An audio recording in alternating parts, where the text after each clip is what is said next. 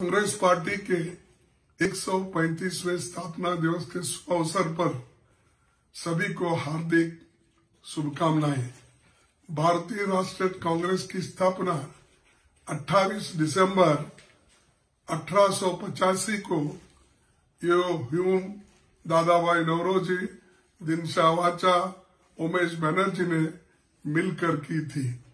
Congress party का पहला अधिवेशन बॉम्बे के गोकुलदास तेजपाल संस्कृत कॉलेज में बैरिस्टर व्यामोश चंद्र बनर्जी के नेतृत्व में हुआ। कांग्रेस एक पार्टी नहीं, एक विचारधारा है, जिसकी विचारधारा में संपूर्ण समाज का हित है। कांग्रेस की विचार देश के आजादी करवाने का और स्वतंत्रता के बाद संविधान स्थापित करने का और लोकतंत्र को मजबूत बनाने का काम, सारे विश्व में सबसे बड़ा लोकतंत्र बनाने का काम किया।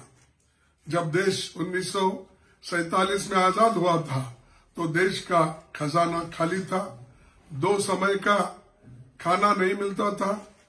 ऐसी हालात में कांग्रेस ने देश की सत्ता अपने हाथ में ली थी।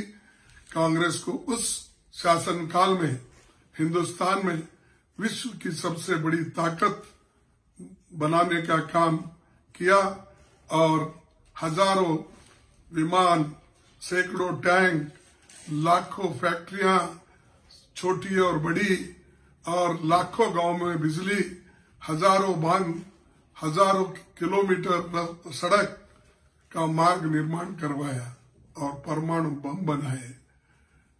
देश में एम्स, आईआईटी, आईआईएम ऐसे और विश्वविद्यालय खोले।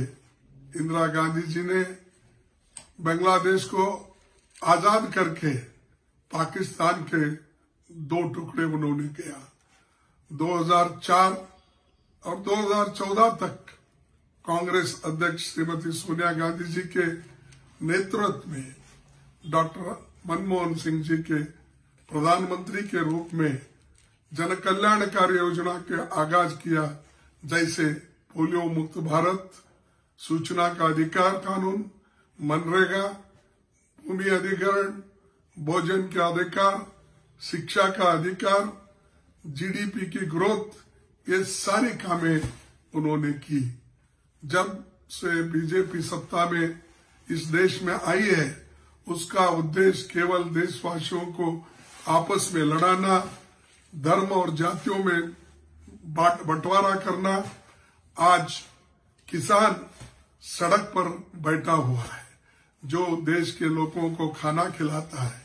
दिल्ली के बॉर्डर पर बैठकर 1 महीना हुआ, लेकिन प्रधानमंत्री जी या उनके कोई मंत्री भी जाकर उनसे बातचीत करके सुलझाने का काम वो नहीं कर रहे हैं।